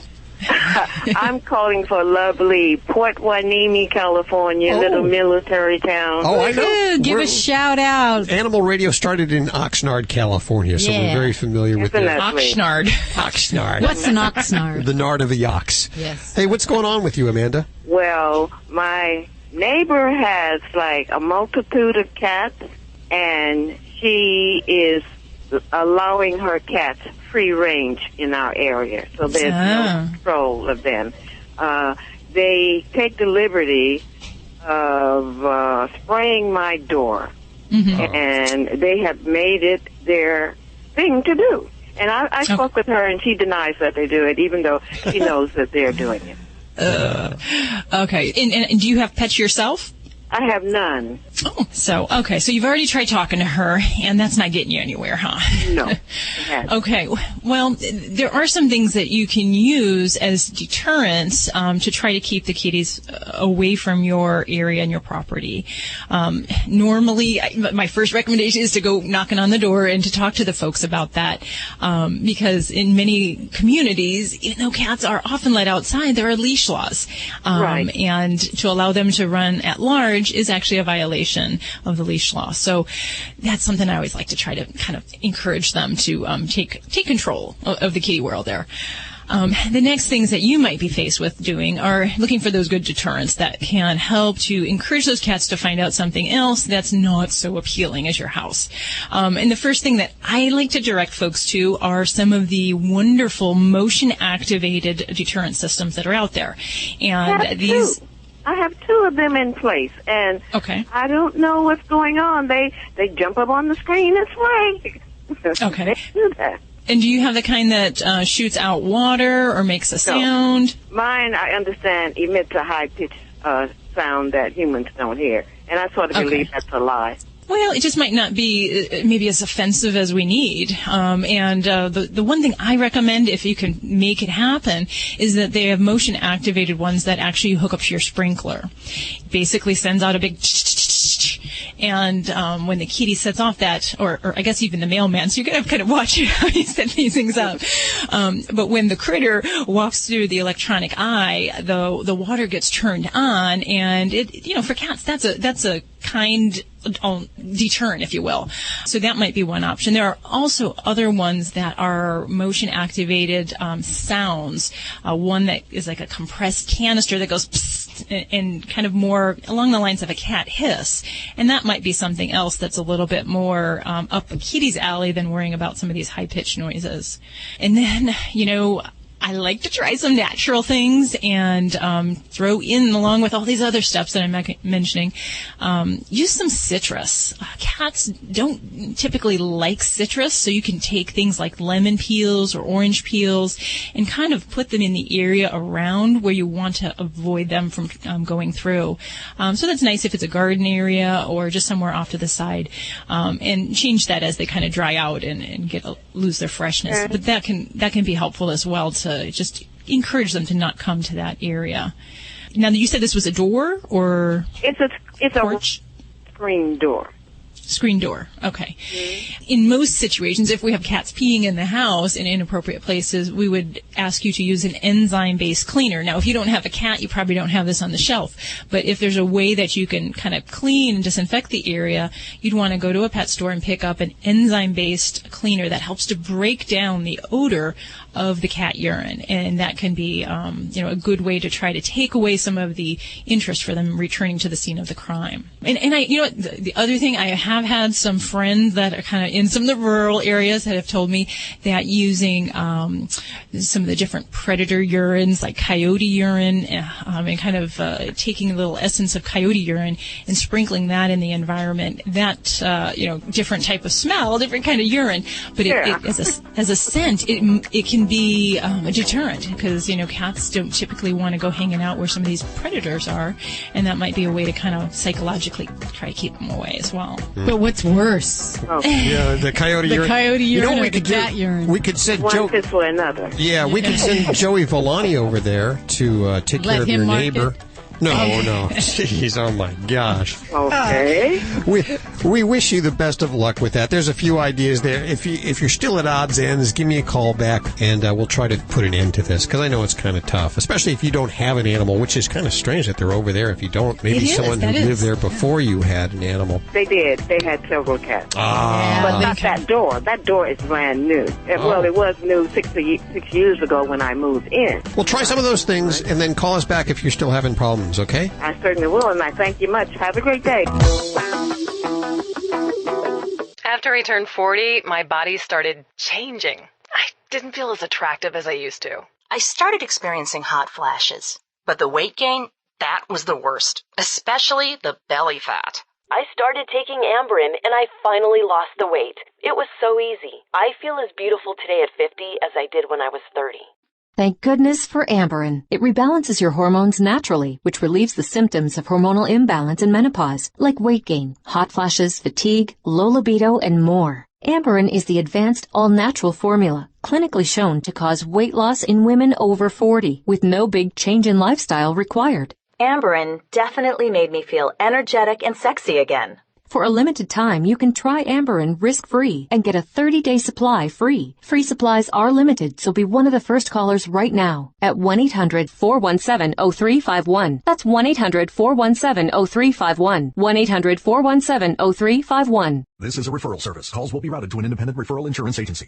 Do you know the number one cause of bankruptcy? No, it's not losing your job or running up credit card debt. It's not even divorce. It's medical costs. If you and your family don't have health insurance, just one serious illness or accident could be financially devastating. But now there's good news, really good news. A health insurance hotline has been established to provide health insurance for all Americans, even uninsured Americans with pre-existing conditions. Now anyone can get health insurance even if you have a pre-existing medical condition. I repeat, now anyone can get health insurance coverage. Call now for a free no-obligation quote on affordable health plans available to you. Again, this is a free hotline for anyone, even if you have pre-existing conditions. Protect you and your family from sudden unexpected medical costs. Call the free health insurance hotline right now at 1-800-838-5562. That's 1-800-838-5562. Call 1-800-838-5562.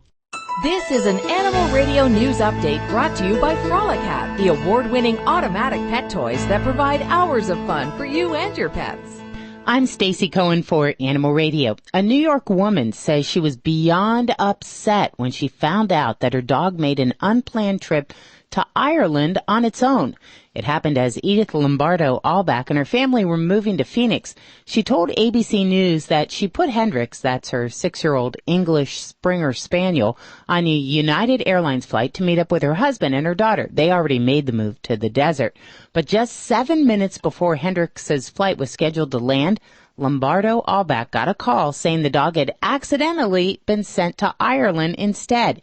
Edith says she almost fainted at first, although the airline promised that somebody in Ireland would feed and walk Hendrix before the dog made the 7-hour trip back to the New Jersey airport. Edith says she spent some time with Hendrix before he had to hop on another plane to reach his final destination in Arizona. United, of course, apologized for what they called a rare incident, and they refunded her money back. But you know what? It is expensive to fly a dog anyway. It's like $250 each way sometimes. So that was a good deal that they flew him back. But that dog should have got at least free peanuts on the way back. Obesity, not just a problem for Americans, it's a problem for pets too. According to the latest National Pet Obesity Awareness Day survey, it was done by the Association for Pet Obesity Prevention. Over half of both dogs and cats in the U.S. are overweight. 52% of dogs tip the scales at what their vet would consider to be overweight or obese, along with 58% of cats. These figures account for about 80 million dogs and cats who are living under the care of Americans who are also at increased risk for disorders like diabetes and hypertension and many cancers too. In cats, the study found a significant escalation in the number of type 2 diabetes cases, and dogs, certain breeds like Labrador retrievers, golden retrievers were found to be at greater risk for obesity than others. It's just their body type. I have a lab who's a little chubby too. I mean, he eats the same as my Jack Russell and my other mixed breed dog, but he's still kind of chunky. You try to keep him slim. Best thing is get those dogs out to run around. There's a dog in Manhattan who's doing just fine after vets successfully removed more than 100 pennies from his tummy. The owner of the 13-year-old Jack Russell Terrier told the New York Daily News his dog is more like the Tasmanian devil, since the energetic dog eats just about anything he can get. That includes 111 pennies that were knocked to the floor when he went after a bag of bagel crumbs that were left on a desk. Vets pulled the pennies out at 5 at a time during a 2-hour operation, and guess what? Yes, they got to keep the change. I'm Stacy Cohen. Get more animal breaking news at animalradio.com. This has been an Animal Radio News Update brought to you by Frolicat, the award-winning automatic pet toys that exercise and entertain your pets. Learn more at frolicat.com. Cats need to stimulate their curiosity, and Frolicat toys automatically entertain and exercise your pet. Turn on Frolicat Bolt or Frolicat Dart and watch your cat chase after randomly generated laser patterns. Or program Frolicat Twitch to turn on automatically so your cat can play while you are away. Frolicat's award-winning designs fit into your modern home and are fun for you and your pet. Buy them at your favorite store or learn more at frolicat.com. That Hotels.com April shower sale is incredible. I know. I can't believe how much money we saved. Don't say that too loudly. If the bellhops hear how much we saved, they'll be on us, looking for big tips. Too late. Hi, folks. Take your bag. Call your limo. Wow. Can I bring you extra towels? How about a club sandwich? I can carry you down the stairs. Throw it on rose petals. The Hotels.com April shower sale. On now through April 29th. With savings so great, you won't be able to keep it a secret. Book now and save up to 30%. Hotels.com. Finding you the perfect place at the perfect price.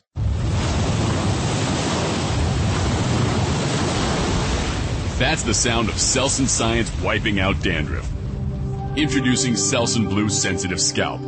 Feel it get to the root of dandruff and gently whisk scalp irritation away with soothing vitamins B5, E, and essential oils. Now when you style your hair, it feels oh so good to the touch. New Selsun Blue Sensitive Scalp. Science for your scalp. Use as directed. At TurboTax, we know your paycheck is more than a number. It's juggling school and work. It's paying my dues on the job. And it's pulling all-nighters when I need to. You work hard to earn your money, and we want to help you stretch every dollar. That's why TurboTax lets you file your simple federal return for free. It's free to prepare, print, e-file, and you can even chat with a tax expert. TurboTax, the power to keep what's yours. Get the federal free edition at TurboTax.com. Live tax help service is subject to availability, restrictions, and change without notice. See TurboTax.com for details.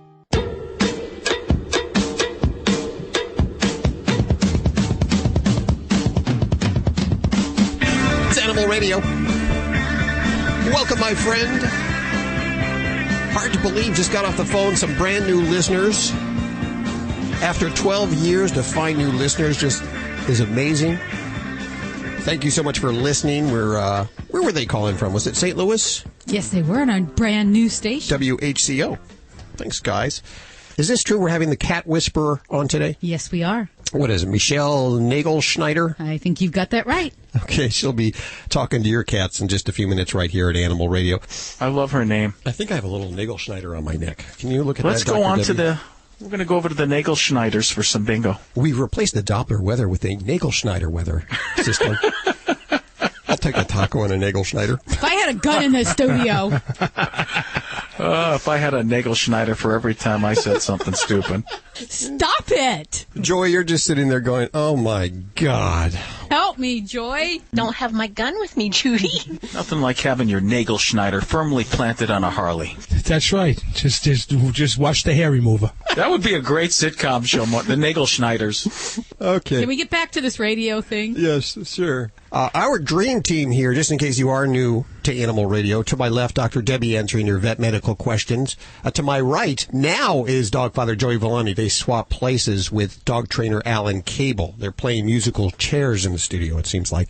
We also have animal communicator Joy Turner, bridging that gap for you, and it is toll-free. You have nothing to lose. 1-866-405-8405. And we welcome to the show. I did not know that there was such a thing as the cat whisperer. There certainly is Michelle Nagelschneider. Hi, Michelle. How are you doing? I'm doing well. Thanks for having me. Now, tell us about your cats, first of all. Are they well behaved? Because the carpenter's cabinets are always the worst cabinets. It's the same thing I wonder about, behaviorists. Are your cats well behaved? I am very lucky in that sense. They're all 7 of them sitting here watching me, probably thinking how to foil my plans or what I'm going to say. 7 of them. I'm very lucky, but I know what you mean. It's that, what do they say, the shoemaker's children have no shoes. I'm That's lucky it. in that sense that they are. They're really well behaved. We just adopted our 7th cat. Wow. And, With 7 cats, there's no, peeing going on, weird, inappropriate urination or anything? Really? no, I have enough litter boxes everywhere, so that's the key. A lot of people put them all in the same area, and as they get older, that's one of the ways they structure their social hierarchy, is time-sharing the litter box areas, and the food areas, the water areas, all of that. Well, so now you have 8 litter boxes? Yeah, at least 8. At least 8. At least 8 boxes. Lost They're count. spread out in many different areas. I have one right now. I'm in my office. I have one in my closet, because I know what happens. I'm not immune to anything, so I definitely want them spread out everywhere. Well, that's probably one of the biggest problems you hear about, I assume, is inappropriate. That's about 70% of what I do is the litter box. Well, I've seen where people have, 3 cats, and they'll say, well, I have 4 litter boxes. They're all in one room. And they have a 2-story house. It's like, well, no wonder you have issues. Yeah, and things are fine until the cats are about 2 years old. That's one of the emails we get most often. Is everything was fine until they're about 2, but then that's when they move into social maturity, and they want to structure their social hierarchy, and they want to work out this time-sharing arrangement with the other cats in the household. And so if they can't do it very easily, they'll just carve out their own area, like under the dining room table or on your couch, something like that. And then other problems follow suit. Then you get preferences for soft things to urinate on, and so the problem just grows, So you got to take care of it sooner rather than later. Well, you put together a book, The Cat Whisperer, Why Cats Do What They Do and How to Get Them to Do What You Want. And hold for the laughter. I'm just for because. Yeah. Well, long story how that came out. Random House is the publisher. Sure. But I always thought in parentheses it should say, well, it's really what your cats. It's what your cats want, but I'm not going to tell the owner that. It is really. There we We're just go. trying to direct their behavior where we want it. Well, is it really possible to train a cat? I mean, I don't think so, but you for sure. prove me wrong. Yeah, for sure.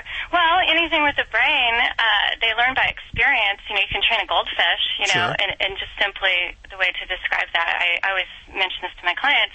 If you walk to the goldfish tank and you pick up the food, I mean, they know. They're like, oh, that leads to food, and so they'll swim to the top of the water, to be fed. And if anything, I mean, hopefully we can train cats because they can train us very well. They've got that down, in fact. Meow, meow, meow, give me food, let me outside. So, but the one element that's missing with cats is they don't have any need to obey us like the dogs do because they have that pack mentality. So that's out of the equation, which in some ways can make it more simple. They're really, food motivated, attention motivated. My cats are clicker trained. Many of them can do high five. I just, do the click and, oh, great, now here they all come thinking they're going to get something. But, yeah, and it's stimulating, to train them. They do, some cats, their minds are really meant to do something. We keep them inside the house, keeping them in captivity, if you think about it, kind of unnatural. They really need to have their little minds working. So training them, we're doing some, positive-based reward system like clicker training is a good thing. Okay, I have 4 cats, and one cat is always trying to run out the door. They're all indoor, and the minute that door's open, he runs out between your legs. He's very smart. He needs challenges and stuff. How the heck do I get him to stop running out the door? Is he running out the door when you come home or when you want to go? As soon as that door is open, doesn't matter coming or going. Doesn't he just want to get outside? He just wants out. He sees an open door, and he goes for it. So what we've done with our clients, that door darting, there's a few things, but one, so for example, when you come home, you could begin training him to go to a place where he would receive some treats or his cat food, something that he would eat right away. Mm-hmm. And so he would immediately learn that, when she comes home and opens the door, I run to the opposite end of the house to my cat tree, and that's where I get fed. So that, it takes time. I mean, everything takes about a few weeks, but he would as long as he's food motivated. Oh, I do. I have a treat that he would love to do that with. Good idea. I never thought of that. Miss, what's your last name again? I love your last name. Nagelschneider. Do a lot of people, you know what? You need to be a permanent part of this show. She's great. She should be the cat expert on this show. Yes. Well, if anyone can pronounce my name, I always say it's easier than Jingleheimer Schmidt. So, Nagelschneider. The book is called The Cat Whisperer, Why Cats Do What They Do and How to Get Them to Do What You Want. The author, Michelle Nagelschneider, joining us. I have 10 copies to give away right now. No, you don't. You have 9. 9 copies. Yes. Sorry, Hal. There's always one lost to the cause. Yeah, it got lost. Wink, wink. 1-866-405-8405. If you're not lucky enough to get through, head on over to the, how about Amazon or your bookstore? Ask them to order it, either one. If you have a bookstore, those things are going extinct like nobody's business. Could I use this book on women? This sounds a lot like what women, like the techniques. You read my mind. Yeah. You read my mind. Oh, was that a question for me? If you can use it on women? Yeah, I always tell everyone that, it's the men that love cats. They usually do better with women. They don't need that immediate gratification like they do dogs, Women are so much more like cats, There you go. We're not going to give in, We're our own, species. Are you with man, and how many litter boxes does he need? Oh, gosh. He actually goes outside. No, I'm just kidding. Does he have a cat? Would you be more attracted to a guy with a cat or a dog? Definitely a cat. Everyone that I've in the past, they've all been dog. Well, actually, no. I guess a few of them have been cat people. I think the cat men are more gentle and more letting you be who you want to be, versus thinking back, I agree. I totally agree with that. I got an easy way, Judy, for you with the cat. So what you do is you leave a box right outside the door of the cat so that the opening of the box faces the door. So when you open up the door, the cat runs right in the box. You bring the box in the house. It's a lot easier. Sir Joey Villani, brought to you by a brand new sponsor. Is this correct? That's correct. Animal Radio is brought to you by FlexRx. Like people, as dogs get older, arthritis is the most common problem they face. FlexRx doesn't just mask the symptoms, it restores natural joint function. FlexRx is available at pet shops and retailers across the country. And welcome on board to Animal Radio. Joey, how are you doing today? Can't complain. I'm doing good. What do you got for us? Well, we were in the salon, and we have a lot of people that come in with specialty shampoos, whether it be medicated shampoo or flea and tick or just something different than your ordinary just cleaning product. And there's certain ways that you have to work with this stuff to make it work right. If you're using a product that's a medicated product, what you want to make sure is before I apply these products, and even though they say use these products exclusively, I have to clean the dog. What most of these things take out of the equation, they look at it as a medication that goes onto the skin and helps cure the problem. But what they don't figure out, 9 times out of 10, you're dealing with a dog that's dirty or extremely dirty. So what happens is, because these products really don't have the surfactants in them to remove the dirt, when you apply it to the pet, you don't get maximum impact out of it because it's not absorbed into the skin, because what ends up happening is it floats basically on top of a layer of dirt and grease. So when I rinse it away after letting it sit on the dog, it really didn't do its job. So when I work with that kind of product, I want to clean the skin first. So what I want to do is just use a regular, I would say mild-based shampoo, nothing harsh or full of a lot of detergents, because what's going to end up happening is that could irritate the problem, make it worse. But I do want to get that oil and grease off. So if you look in your local store, if you're applying these products to your pet, find something that says mild shampoo. Use that to wash your pet first, and then put the product on second, because now you'll get 100% of the product to work instead of 15%, depending on how dirty the pet is. For a pesticide shampoo, flea and tick or something like that, it's completely the opposite. Fleas and ticks will die from a heavy type of detergent product. But we're talking about Dawn dish detergent, Palmolive type thing, something that's real heavy duty. I say only use it in a pinch. It works great, but it's real drying. It's not great for the skin and coat. But if you're using a flea shampoo, what you want to do is you want to apply that first. Reason being, if I use just regular pet shampoo first to clean the dog and then put my flea shampoo on, what ends up happening is the fleas want to get away. They're going to get off of the dog, or they're going to run into the ears, or they're going to run up the nostrils. I mean, they'll go anywhere possible to get away. But if I put the pesticide shampoo on first, well, that's going to kill everything. And then I use another product to clean and flush everything away. So remember this. I'm going to say it again. If I'm using a medicated product, I always want to clean first, put the medicated product on second. If I'm using a pesticide first, clean second. Okay? By the way, I wanted to mention that the Joey Villani product line, which includes the brand new spot remover, is over at joeyvillani.com. And, of course, we link to that from animalradio.com. Joey Villani's on Animal Radio, and we're damn proud of it. And we're also, Hal, Yes? we just got a contract with Christmas tree stores. And believe it or not, I always thought Christmas tree stores were just for holiday time. They're actually open 365 They really days out of the year. are. They got a lot of, yeah. I do my shopping at the Hanukkah store. Well, you know what? Then you got to get me in the Hanukkah store, chain. So They have a great flea bath for Jews. okay, that wasn't Joey Villani, guys. This one, everyone to know. I'm allowed to say that because I am one of the folks. You're one of the tribe here. I'm one of the tribe.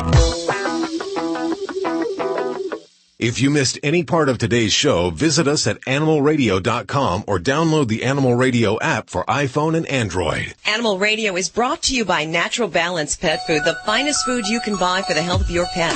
No matter which line of Natural Balance Pet Food you choose, you know it will truly be the food for a lifetime. Visit www.naturalbalance.net to learn more. It's Animal Radio. Not your father's pet talk. Toll free at 1-866-405-8405 to the Dream Team. Animal communicator Joey Turner, dog father Joey Villani, dog trainer Alan Cable, and veterinarian Dr. Debbie. And, of course, Stacy in the newsroom, and Ladybug, the studio stunt dog, and Judy screening their calls for you. We're all here for you today. We welcome back to the show Dr. Gerald Post. He's the owner of the Veterinary Cancer Center, and they are dedicated to the diagnosis and treatment of cancer in animals, which is no longer necessarily a death sentence. Doctor, welcome. Thank you so much. We had a chance to talk a little over a month ago about cancer in animals, and we ran out of time. But I wanted to talk to you about what animals are predisposed to cancers and what types. The best breeds are probably going to be no surprise, mixed breed dogs as far as their risk for cancer. But I would say people need to not only look at risk of cancer, but also personality size, things like that, when they evaluate what breed to get. But as far as cancer goes, there are a number of breeds that are predisposed to either one or multiple types of cancers. And if you look at comparing a population of, mixed breed dogs to a population of, let's say, purebred dogs like golden retrievers or Rottweilers or flat-coated retrievers, the portion of dogs that are mixed breed will have lower incidence of cancer in general. And that's something called hybrid vigor. In other words, mixing of two breeds' genes tends to bring out the best in both. Mutts are generally stronger all around, aren't they? They usually are. From a genetic standpoint, absolutely. So beyond with my clients, when they come in with that brand new puppy, you hate to freak them out and tell them all the bad stuff that's going to happen. But, I think part of, my job is to educate folks on what potential diseases. So beyond that, what else do you advocate for folks with new pets? Absolutely. So I think that not only is knowledge power, but by knowing what to look for, sometimes you can catch these diseases, whether they're cancer or otherwise, at an early enough stage where you can potentially cure them, whereas if you didn't know what to look for and they reared their ugly heads, they could be lethal. So, for instance, the breeds that we see a lot of cancer in, for instance, golden retrievers, I still think they're an amazing breed to have. They're wonderful, sweet, family-friendly, kid-friendly, and they're just an all-around wonderful dog. But if you do want a golden retriever, or if you're advising your clients about it, I would advise them, you should probably be on the lookout for lymphoma or hemangiosarcoma, which is a tumor of the spleen in general, more typically. And so when the animal becomes, middle-aged, 5, 6, or 7, maybe having, routine ultrasounds, x-rays, blood work, and physical exams done every 6 months to a year may be warranted. If you have a, owner who just, adopted or bought a large or giant breed dog, being on the lookout for any type of, acute lameness and being, understanding that bone cancer in those animals are much more common than in smaller dogs, may make you a bit more likely to bring the pet in for x-rays of a lameness rather than just treating it with a non-steroidal or rest, things like that. We're always talking about dog breeds that are predisposed to cancer. Are there any cat breeds that are predisposed to certain cancers? So it's a really great question, and certainly, in the United States, the vast majority of cats that, we see in our practice are domestic short hairs, and so the breed-specific literature on cancer risk is much less robust in cats than it is in dogs. I would say that there are certain breeds that have a risk for other diseases. For instance, the certain British breeds have a tendency to have one type of blood type. There are Siamese cats who tend to have one type of mast cell tumor that tends to be called a histiocytic mast cell tumor. And mast cell tumors in Siamese cats will often regress on their own. And so, there are breed dispositions in cats as well as dogs. But one of the interesting things about breeds and knowing the breed specificity is, for instance, bladder cancer, which is incredibly common in Scottish Terriers. There is a urine test called the bladder tumor antigen test. And using that test in young Scottish Terriers, typically every 6 months, or West Highland White Terriers when they're young every 6 months, if you get a negative result on that, that tells you that your dog, with a very, very, very high level of confidence, does not have bladder cancer. So you can go on for the next 6 months and kind of go and take a breath. And a lot of these things that you're talking about aren't necessarily running like hundreds of dollars of tests every time you go to the veterinarian. It's more keeping up with those regular physical exams, right? Absolutely correct. And, also, again, when you're advising your clients when they're, getting a dog, adopting a dog, or buying a dog, by knowing what specifically to look for, you can pay a little bit closer attention, when you do a physical exam on a dying breed dog to look at the joints in specific locations. When you're doing your exam on Scottish Terrier or a Westie, to pay a little bit more attention to the bladder. So, no, these tests are not overly expensive, and a physical examination, is really going to be your best friend when it comes to preventative medicine. Well, there is so much to learn about this. You can check out the website, by the way, at vcchope.com. VCCHope.com, as in Veterinary Cancer Center. Dr. Gerald Post joining us. There's a list of dogs and breeds that are predisposed to cancer. We're going to put that list up over at the website at animalradio.com. Dr. Post, thank you so much for joining us again. Absolutely. Always a pleasure, and thank you. That's all we have for you today. We thank you so much for listening. Do not forget, you can ask your questions all week long from the Animal Radio app for your smartphone, your iPhone, or your Android. Download the Animal Radio app right now. You can also listen to past shows, and I believe they're just updating the app so that you can visit our Facebook page and all of those resources from the Animal Radio app. We'll see you next week for more Animal Radio right here on this fine station. Bye. Bye-bye.